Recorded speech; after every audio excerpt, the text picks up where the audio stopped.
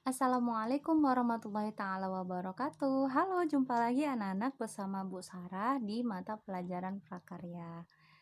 Oke, sebelum mulai pelajaran, hendaknya kita membacakan basmalah terlebih dahulu. Bismillahirrahmanirrahim. Oke, kita masuk ke pelajaran. Minggu lalu kita udah belajar tentang bagian kelistrikan. Nah, sekarang kita masuk masih sama ya di bab 2-nya, yaitu tentang instalasi listrik di rumahku. Oke. Kita akan masuk ke pembahasan kita selanjutnya aja ya. Yaitu tentang instalasi listrik rumah tangga. Nah, kalau di buku paket kalian bisa buka di halaman 53. Sama materinya, oke? Jadi, apa itu instalasi listrik rumah tangga? Suatu rangkaian yang menghasilkan sebuah aliran listrik, bisa berupa sebuah lampu atau sumber listrik lainnya. Ya, kita masuk ke komponen instalasi listrik. Apa-apa aja? Yang pertama, bergenser, yang kedua, saklar atau switch, lalu steker atau staker, pengaman listrik, stop kontak, dan kabel. Nah, alat-alat yang ini, komponen-komponen ini sebenarnya sudah sering kalian lihat di kehidupan sehari-hari kalian. Cuman mungkin namanya aja yang berbeda atau belum kenal dengan nama aslinya. Oke? Nah, kita masuk yang pertama yaitu bergenser. Nah, apa sih itu bergenser? Nah, jadi bergenser itu alat yang berfungsi sebagai pembatas daya listrik yang masuk ke rumah. Juga berfungsi sebagai pengukur jumlah daya listrik yang digunakan di rumah tersebut.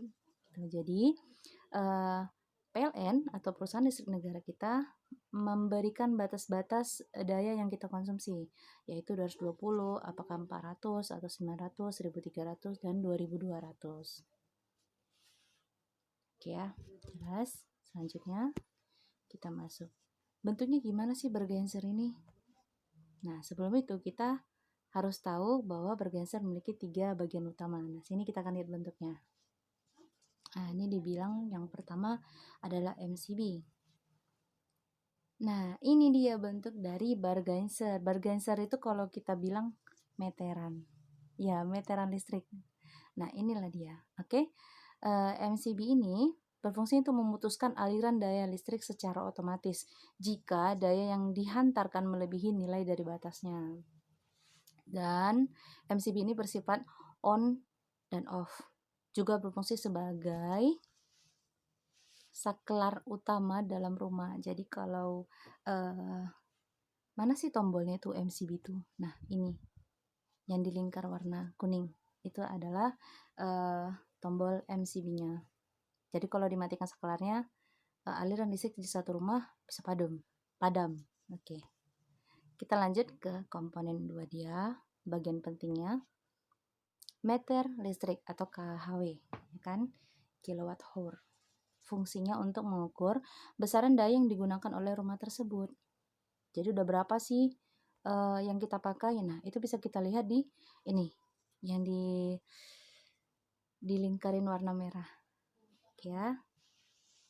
Ya, secara angka atau analog maupun digital. Sesuai dengan penggunaan daya listrik kita. Selanjutnya, bagian ketiga atau komponen ketiga yaitu spin control. Alat kontrol penggunaan daya dalam rumah tersebut dan akan selalu berputar selama ada daya listrik yang digunakan. Apa itu? 1, 2, 3. Belum muncul? Ya, itu. Nanti diperhatikan ya meterannya di rumah. Yang mana sih yang disebutkan 3 bagian utama tadi? Nah, ini ini udah ada di lingkarin merah ya. Oke, selanjutnya kita masuk ke pengaman listrik. Berfungsinya untuk memutuskan rangkaian listrik apabila terjadi gangguan pada instalasi listrik rumah tersebut. Misalnya arus pendek. Nah, ya, arus pendek atau short circuit atau korsleting. Nah, itu perlunya pengaman listrik. Ada 2 jenis pengaman listrik. Nah, ini dia. Sering ya kita lihat di rumah atau di mana-mana pun tempat di dinding ditempelin ini. Nah, ini namanya adalah pengaman listrik. Nah, oke. Ada pengaman lebur, yang satu lagi pengaman elektris termis atau MCB, sama yang kayak tadi saklar. Oke. Ya, lebur bisa juga disebut dengan sekring. Nah, ini pengaman listrik termos disebut dengan MCB. Ya, lanjut. C. Saklar atau switch, yaitu merupakan komponen instalasi listrik, fungsinya untuk menyambung atau memutuskan aliran listrik pada satu penghantar. Contohnya, cetekan kalau kita bilang. Ya, namanya adalah saklar. Oke.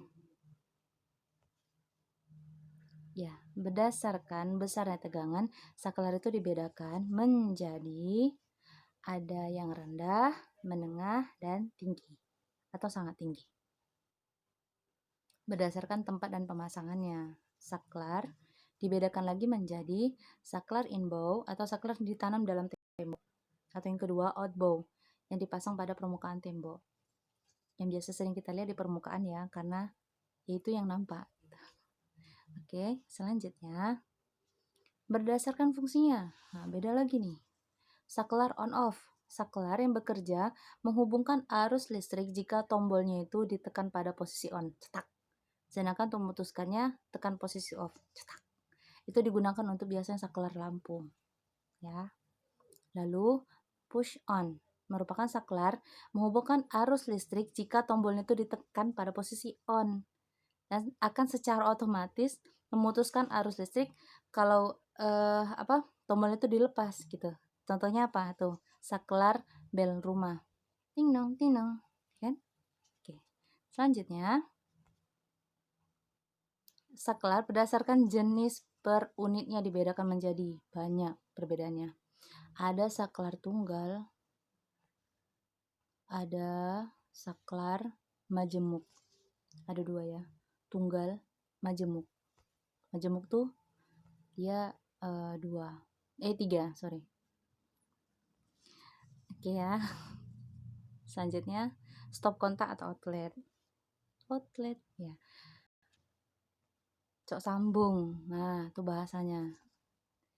Oke, stop kontak ini komponen listrik yang berfungsi sebagai muara antar hubungan antara alat listrik dengan alirannya. Jadi, agar alat listrik itu terhubung dengan stop kontak, maka diperlukan kabel dan steker atau colokan yang akan ditancapkan ke stop kontak.